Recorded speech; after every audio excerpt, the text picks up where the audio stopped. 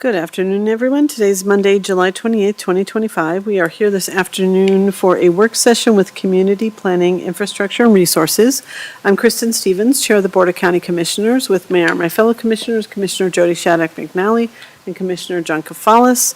We have our County Manager, Lorinda Volker, with us this morning, and I will be turning things over to our Community Planning, Infrastructure, and Resources Director, Leslie Ellis, who will be walking us through our agenda today. So we have a lot of people around the table, a lot of people in the room. Welcome, everyone, and we'll go ahead and get started. Great. Thank you so much. Good afternoon. Leslie Ellis, Community Planning, Infrastructure, and Resources. And we mostly have community development related items on the agenda today. I'll quickly hand it off here to Amy White for the first one with Judy Calhoun from the NOCO Humane to talk about the contract. And then Rebecca's out today, so Jenny, Eric, and Amy will have a few updates for community development, and then we have one item from Eric Tracy as well under my update. So I'll hand it off to Amy. Thank you, Amy. Great, thank you. Amy White, Code Compliance Supervisor. We're here to talk about the 2026 contract with NOCO Humane. We did meet earlier this year to discuss the specifics, and now we're here as part of the budget process to let you all know what those numbers look like. I am in turn going to hand it over to Judy Calhoun, and she can introduce her colleagues. Thank you. Judy Calhoun, CEO, NOCO Humane. I have to Amy's right, Brett Harris, who is our Director of Animal Protection and Control, and to his right, Nelson Murphy, who is our Chief Financial and Administrative Officer. This is going to seem familiar if you think back to, I believe it was December. I did a very similar presentation on the 2025 contract, but just to start, go ahead.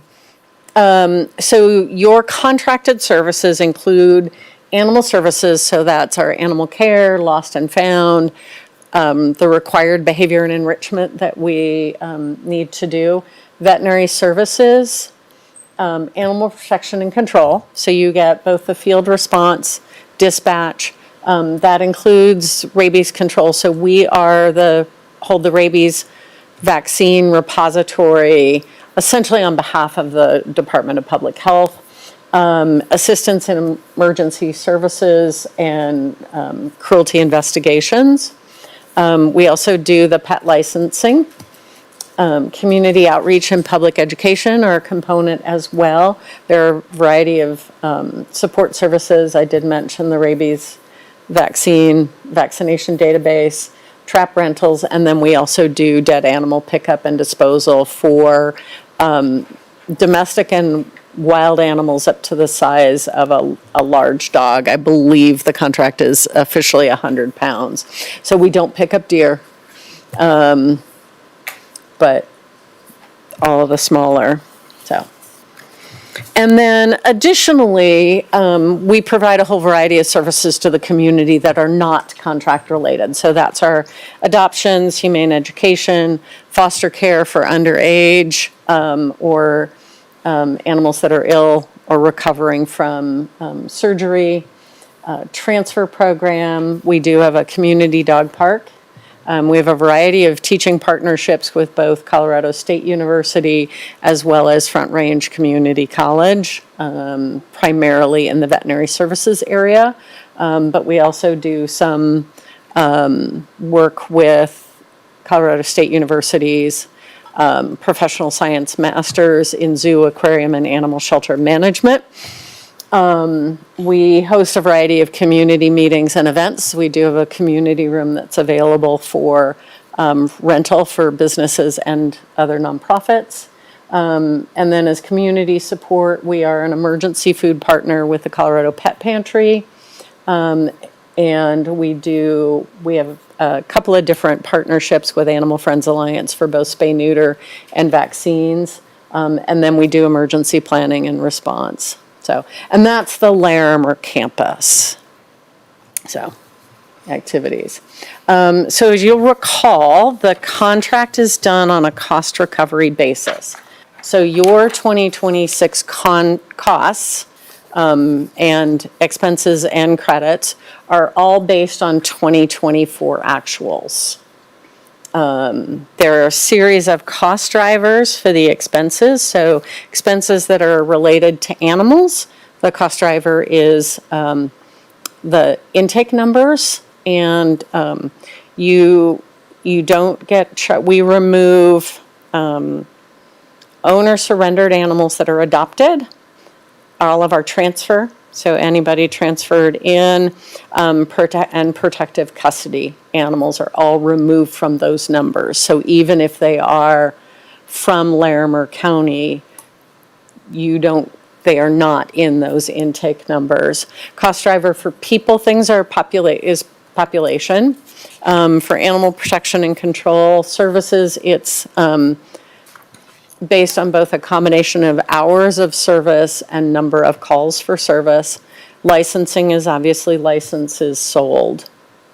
And then you get credit for revenue. So you get credit for your licensing revenue, you get credit for impound and board fees, and you also get credit for your share of the facility fund draw. So as you'll recall, the shelter here in Larimer campus was built using sales tax dollars from the 2014 Yes on 200 campaign. There were obviously there's tail money left over. That tail money, our board chose to put into a facilities fund that is dedicated for basically facility maintenance and repair. And the draw, which we draw 3.5% on that, of the value as of the end of March of the prior year, that draw is credited back to all the contracts. And then you also get credit for overnight dispatch because it's a small amount, but we try to just have all of this really clean. So we turn dispatch over after our officers go on to the overnight on-call shift. We turn dispatch over to Larimer County Sheriff's Office. And so you get credit for that, and everybody is charged their small portion of it. So your net cost for 2026 will be $539,899. We are doing a one-time incentive for everybody to get their licensing fees to the new rate of $17. You were the lead in doing that. But in order to encourage everyone to do that, we are giving you credit for next year, assuming that we sell the same number of licenses as we did in 2024, you're getting that credit. So you're getting a $23,398 credit. That is not what we'd normally do. You would normally not see that actually for a couple of years. But while everybody has indicated a desire to do it, it has taken a little bit of time. So this was the carrot.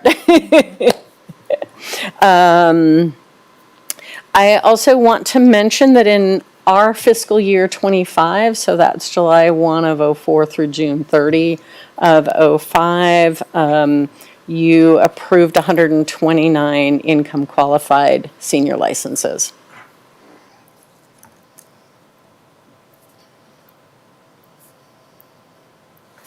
And that's, yeah, questions? Questions for Judy?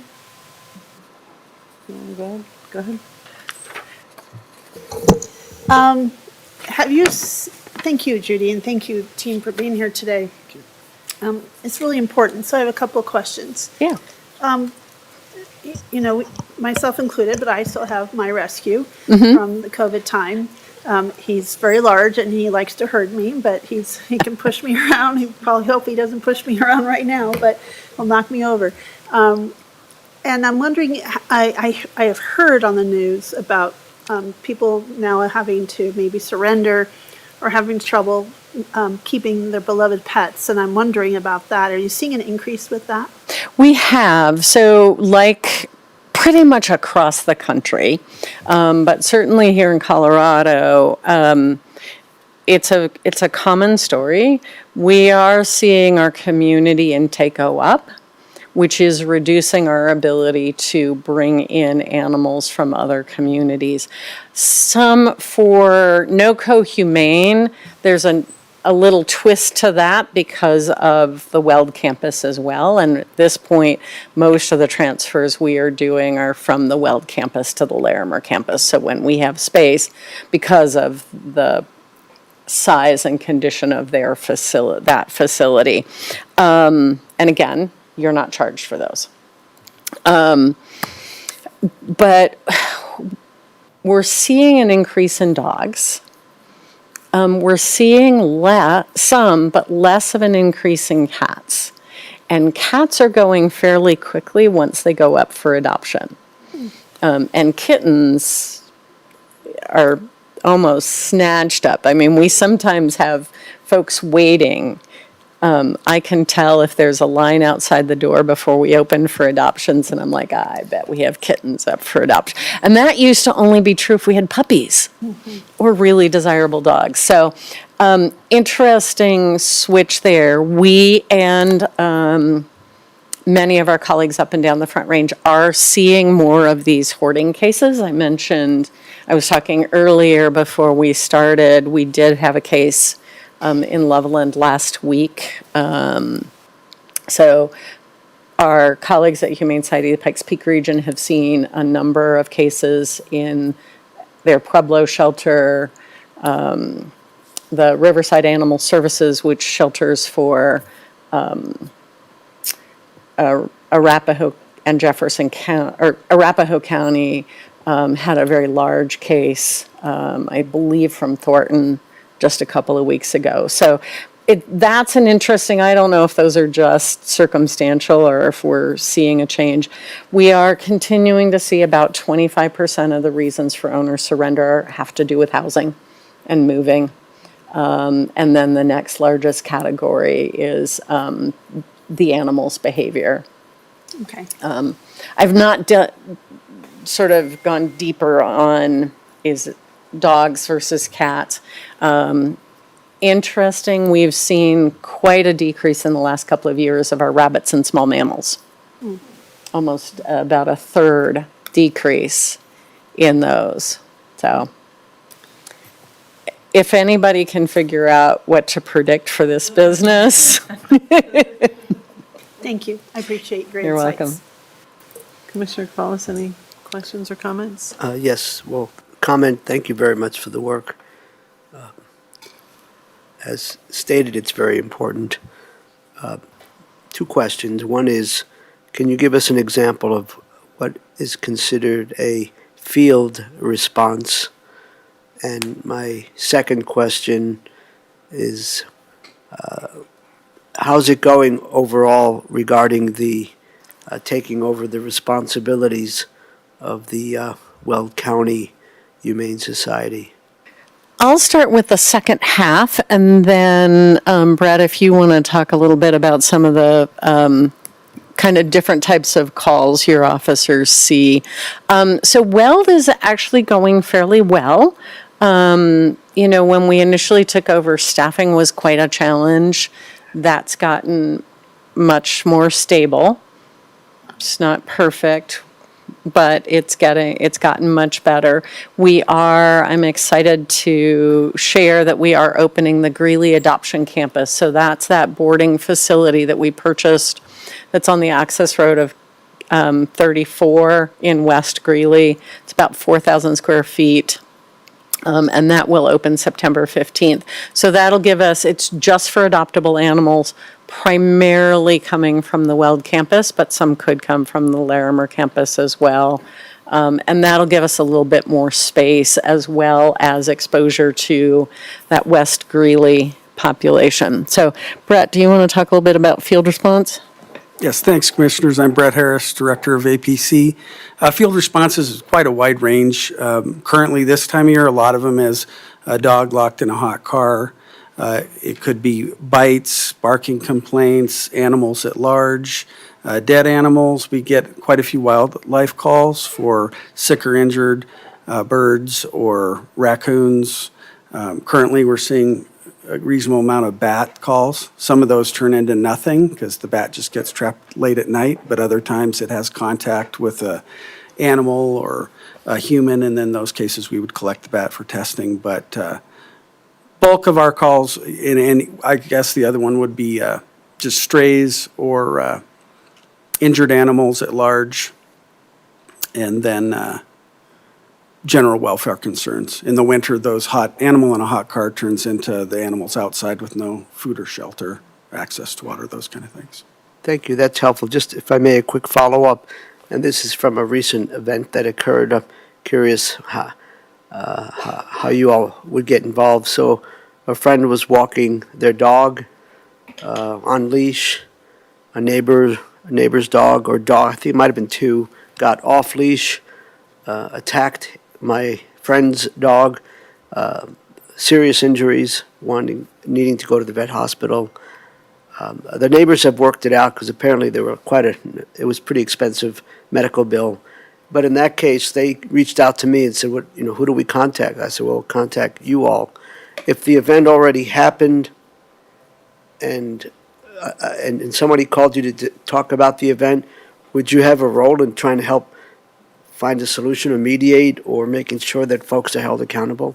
Yes, sir, you bet. Always, education's the first piece, and we don't know what's involved until we investigate. So in those cases, we'd field their call, initiate an investigation, interview the parties involved, and then we can make our best cause for next action. If the animals have been treated, if the bite is beyond a quarantine period, it could be documented. There may or may not be charges. If it turns into a situation where maybe they entered an agreement where you pay for my vet bills and we won't report this, then we would probably be recommending they go the civil route on that. But always we need to get all the facts from both sides before we make a call on it. But our primary motivation is to educate first, and if the education isn't getting us where we need to be for either the animals or the owner, then we're going to be looking at the enforcement route. No, thank you, Brett. That's very helpful. And it was a rather traumatic experience for my friend who tried to fend off the animals, but in the end, they worked it out, and the neighbor is willing to pay for the expenses. So that's a good thing, and I think the dog is recovering. It's taken a while. Good. And we always encourage people to report any kind of attack. I know one of the frustrations is often we'll hear from neighbors, this has happened before, this dog's a problem. And if we don't have any cases, if we don't have any other earlier reports, we have to start from where we are. And I suspect you hear similar things on different types of issues from the sheriff's office. It's that same, yeah. Thank you. Commissioner, if I could, I just want to remind everybody also that the contract does include the large animal rescues for the disaster assessment. That's also an important piece. Yeah. Well, thank you, Judy. I don't have any questions, but I just want to say thank you for the work that you all do, and it's for Brett and Nelson. It's really important work, and I appreciate the contract that we have, and obviously you do a lot for us. But the non-contract related services are also really important to our community, and so thank you for reminding us some of the work that you do. And having toured your facility it must be a couple of years ago now. I should come back, but it's just so impressive the work that you do around taking care of animals. Maybe the situation might be a domestic violence situation where a person's in a shelter, a situation where a person is older and has to undergo, medical, services and has nowhere for the pets to go. So it's just really, it's just a really remarkable work that you do at the NOCO Humane. And so kudos to you and your staff for the hard work, and just appreciate you coming forward and bringing forward the the contract, because like I said, we know the contract is certainly important for situations like Commissioner Cafalas related, but there's so much more to the work that you do. And I've had you talk about volunteers in the past, and you have hundreds of volunteers. And it's just, it takes a whole community to sort of take care of our furry friends, and we appreciate what you do. Thank you. We appreciate it. Thank you. All right. So we will move on to our second agenda item then.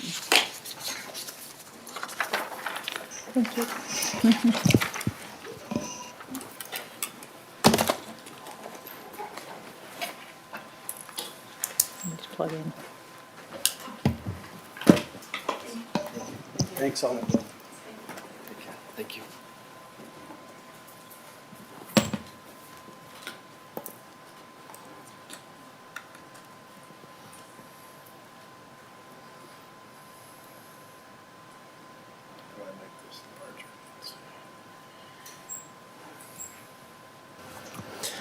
Eric Freed, Larimer County Building Official. Just as a reminder, you have done this before, but state law says that for a fire code to apply in a fire district in the unincorporated part of the county, the Board of County Commissioners has to approve the administration of that fire code. And I think this will be the beginning of several 2024 fire codes you're going to see. Poudre Valley Fire Protection District, which is the county portion of Poudre Fire Authority, went through a 24 fire code adoption review process. It was last year, actually. I was on their committee, as was the Fort Collins building official, CSU, private sector folks, et cetera. But it took them a while to get it to their district board, which they now have done. And so now they're asking for the commissioners to approve their 24 fire code. I have it on the consent agenda for tomorrow on admin matters, because I didn't think there was anything in there that would cause the commissioners any great concern. To go real quickly through their code, they are not requiring sprinklers in all single-family homes, which is one of the concerns the commissioners have. There aren't too many changes from the 21 fire code that they have. One big thing that did change is how they set up their Board of Appeals.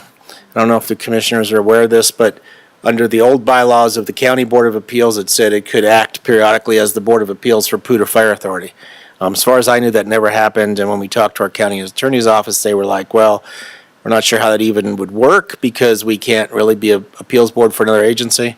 So under my recommendation, they took that out of their code and went back to basically what's in the fire code appendix. They would, if there was an appeal, and they're very rare, they would stand up a Board of Appeals with subject matter experts that are specific to that topic, whether it's sprinklers or notification or hazmat.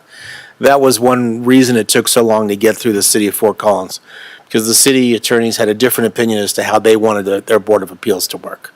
And they set up a Board of Appeals that's more city government heavy. But as you know, Commissioner Stevens, it's a slightly different process in the city. The building Board of Appeals, if the applicant is not happy with that, it gets appealed to the city council. Here in the county, there's more what I consider political insulation, where it doesn't go to you all. If they don't like what the Board of Appeals determines, and those are rare, then they have to take that to court. So there's two different appeals processes set up, one for inside the city, one for in the county. That kind of took a while to straighten out. There's a series of amendments in the code, and you've hopefully had a chance to read all of their code.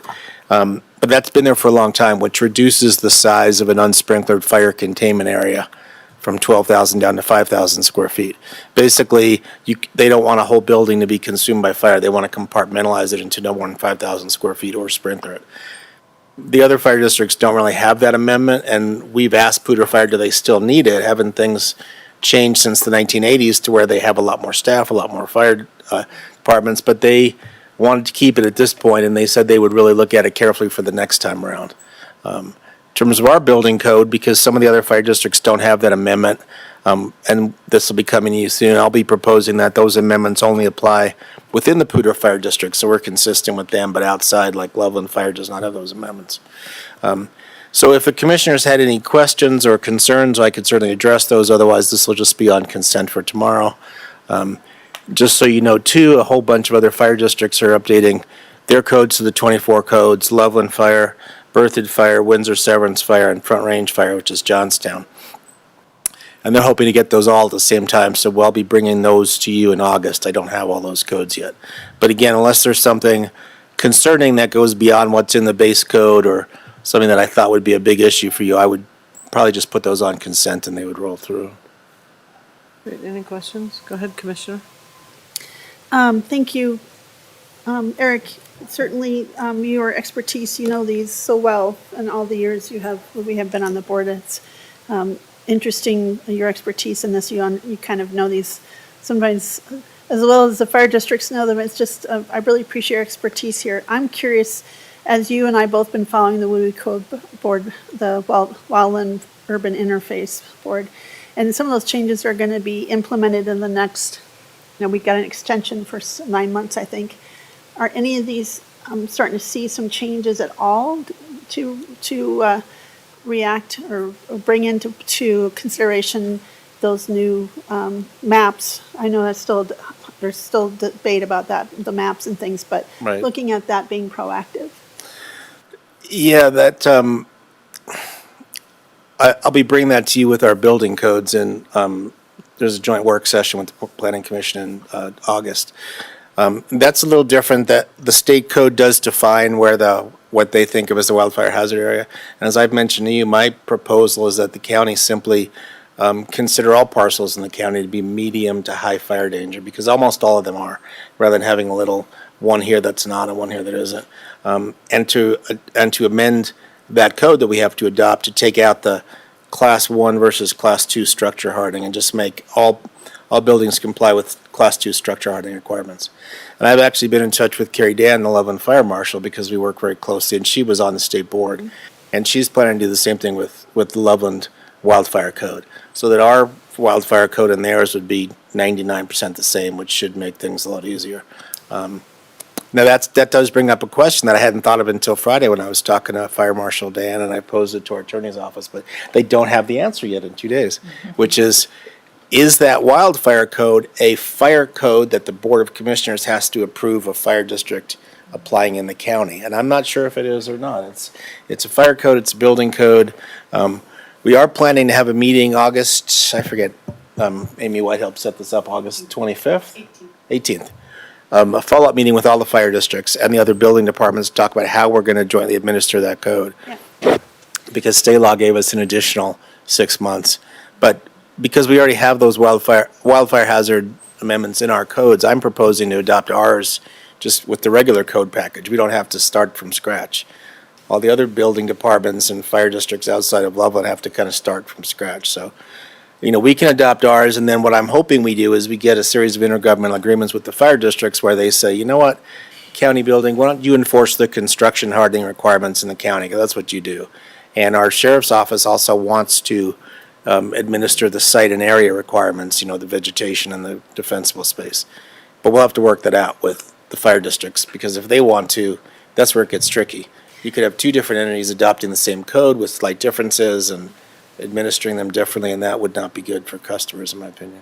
Yeah, I appreciate, you must be reading my mind, because I am concerned about kind of that confusion and with having the fire districts being sometimes the, what they call the administrating body or something. I'm certainly, we have a lot of volunteer fire departments, and I'm not sure they're equipped to do some of this, and they're doing a lot, but I'm just curious about that. And then on top of that, House Bill 251009, which provides HOAs and some fire districts to be able to put fines on. There's that other layer, and I know it gives them a little bit of power to do that. And so I'm just wondering, we have all these things coming into play, and I just don't know. I don't think we've test drove how they interact. So I'm just curious and trying to be proactive about that instead of reactive. But that's all I had. But I do appreciate. It sounds like you guys have been trying to think about this, how that's all going to kind of tessellate together. So thank you for your work. You're outstanding, and your insights are I'm just very grateful for that. Thank you. Thank you. Thank you, Commissioner. Commissioner Caballos, any questions or comments? Don't have anything really substantive to add other than to express appreciation for the work that you do in shepherding all of these fire codes and fire districts. Thank you. Thank you. Yeah, I don't have any questions either, Eric. Thanks for kind of going over some of the changes. Certainly, we'll be looking forward to seeing many more, it sounds like, in August. And so thanks for your work on those. And, yep, happy to support on tomorrow's consent agenda. All right. Thank you, Commissioners. Thank you. So, Community Development Director update. Yeah, do you want to, yeah, Jenny will Jenny's gonna jump in for deliver this that? one, and then Amy and Eric are here if any other questions come up, so. Perfect, thank you. Thank you, Jenny. Good afternoon, Commissioners. Jenny Axbaker, Planning Manager, not Director Everett. I'm sorry. Rebecca asked me to speak today, just in case you had any questions on our upcoming hearings this afternoon, but I do have two quick updates prior to that.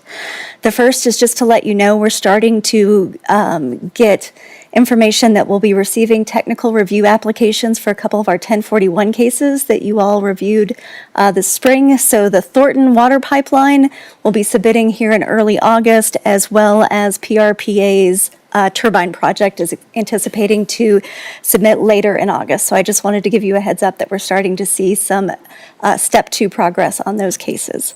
The other quick update is if you've been out and about, you may have seen we do have new hearing signs that we've started using, as well as new postcards. And I let you know that our public input site is now including all of our hearing updates. I'm going to be back at a work session here in a couple weeks to explain more. But if you see anything that you have questions on with the new information, please let me know. With that, we have 2 hearings today. We have a 3 p.m. hearing with 3 items on consent, 3 items on discussion, and then we have a 6:30 p.m. hearing with 2 items on discussion. Any questions with any of that? Any questions for Jenny? All right. Do you anticipate items staying on consent then? Do you feel like has there been any movement in that way? I have not heard anything that would suggest otherwise. Perfect, thank you. Well, thanks. We'll look forward to seeing you twice today. Keeping it short and sweet. Eric, why don't you come up? And so we'll move on to director updates under item 4. And I've invited Eric to stand in for me as my guest on that item. So this relates to the 34, the Transportation Management Organization for Go NOCO 34, and membership fees, annual dues, and kind of what we get out of that membership. So I'll turn it over to Eric to explain that to you. Thank you. All right, thank you, Commissioners. Again, Eric Tracy with Larimer County Engineering. Early 2024, Larimer County entered into an intergovernmental agreement with the North Front Range Metropolitan Planning Organization to provide local match for a grant that they were applying for through the Office of Innovative Mobility to create a transportation management organization for US 34. So we agreed to provide some local match for that. That grant was approved. The TMO, or Transportation Management Organization, was created and branded as Go NOCO 34. That's been successful thus far. I was going to read the mission of that organization is to provide resources and tools to reduce single occupancy vehicle trips, enhance transportation choices, and improve air quality while promoting active and shared modes of transportation like carpooling, vanpooling, biking, walking, and public transit. So since then, the grant funding is starting to dry up. They're looking at membership for 2026. They have reached out to Larimer County at the end of last week, requested to have a response by this Wednesday. So that's why I'm here, short notice with you here today. However, they are requesting Larimer County become one of the members of Go NOCO 34 for 2026. The membership dues are based on the number of employees that an organization has. So we would fall into what they call the platinum level membership. That is $10,500 per year is that level of membership within the organization. Mark Peterson has said that if we hear general support from the board, that we have seen some cost savings within our department, and we would be able to fund that for the 2026 year in this year's budget, since the payment would be due this year. However, in future years, we would be looking for service proposals to be able to fund that. So just wanted to know if you had any questions or any other comments for me. Questions? Go ahead, Commissioner. Thank you. Thank you, Eric. Are there any indicators to show the level of success that we've had with this participation in this transportation management organization? Have we gotten more cars off the road? So I know that the general purpose of this initial phase was to create the plan. Commissioner Stevens, I don't know that we've seen. I don't know that we Direct could really reports, point to yeah. any reports for that. You know, a lot of it has been engagement with businesses along the corridor to try to get, you know, membership up. I think certainly have a lot of conversations about Greeley Evans Transit being, you know, along that corridor, so that's an exciting thing. There's also, you know, work that's been done with Van Go to maybe even get vans up to Estes Park area. Estes Park has been engaged, even though they're not technically, you know, they're not a member of the MPO, but they've been active in the group too. So I think that it's promising. I wouldn't say that, I don't think we can point to huge successes yet, but it's pretty early in the process. So, you know, I think it's, you know, I think it's something we can, you know, probably would have more information in another year when we're trying to make decisions about being a member. And maybe we can have conversations about being a governmental, because I mean, I think that while it's based on the number of employees, like we don't really have a presence on that corridor as far as, whereas, you know, other entities do have more, you know, Greeley has more of a presence on that corridor. And so, you know, I think that in future years, we can take a look at, you know, is that the right price point for us? And is that, is that the best way to gauge how much money a business should pay? But I think that there's a lot of potential there. I think that the executive director is really enthusiastic and really trying to engage a lot of people. And so, I see it going in a positive direction. No, thank you. That's very helpful observations, especially engaging business owners along the corridor to look at opportunities for carpooling and other ways to go to and from work. So I think that's helpful. Thank you. So are we hearing support for going forward? or Yeah, I what? think this is still such a new organization. Getting off the ground is sometimes the hardest part, creating some momentum around this. And if, it sounds like engineering can cover this year, so we don't have to come up with the funds separately. We can evaluate it after a year and see who are members in the future and, how it's going. I can definitely see a tie. County roads do touch this road, and so it makes sense that we participate in some way. I know you're all regional transportation advocates, and it just feels like the right thing to do to help get this off the ground. Yeah, I think our last time we only paid around $2,500, if I remember right. That was, because we were, that was, the share from getting the grant from CDOT, I think, was just divided among the communities in the MPO and the communities that are along the corridor. So that's how we determined that. So it's a little more this year. And hopefully there will be other grant opportunities in the future. I don't think there will be next year from CDOT at least, but, hopefully there will be in the future as well. And then as it becomes more self-sustaining, potentially that, some of those costs go down, so we'll see. Commissioner Shattuck McNally. Thank you, Madam Chair. And I'm just looking at the back at kind of what Platinum gets you and everything. And I see some opportunities for some networking events or special events.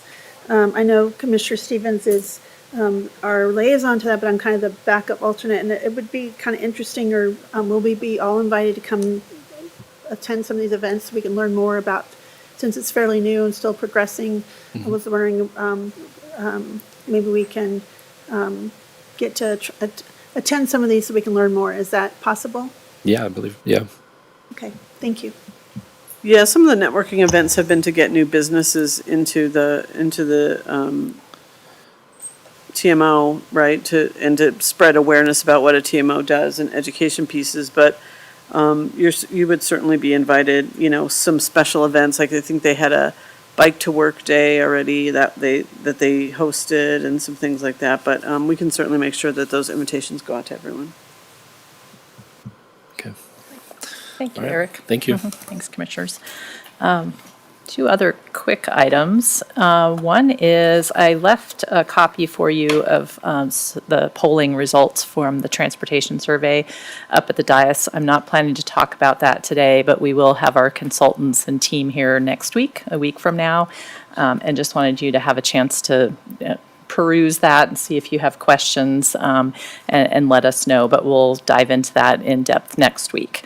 And then we are talking to Windsor this evening. They invited us to come out and talk to them about the topic of transportation funding. So we've been making the rounds to various communities as we've been invited.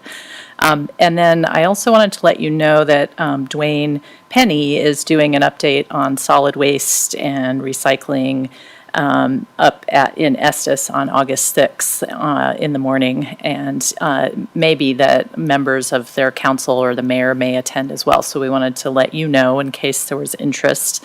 I don't know if it works with your schedule, but that's on August 6th at 9:30 a.m. So if that's of interest to any of you, it's with the League of Women Voters and the Recycling Coalition, and there may be other officials who attend that as well. And then that is all I have for you today. All right. Any other questions or comments before we close out? Nope, we're good. All right. Well, thank you, Leslie. Thank you, everyone. And it is 2:12, and we are adjourned. Thank you.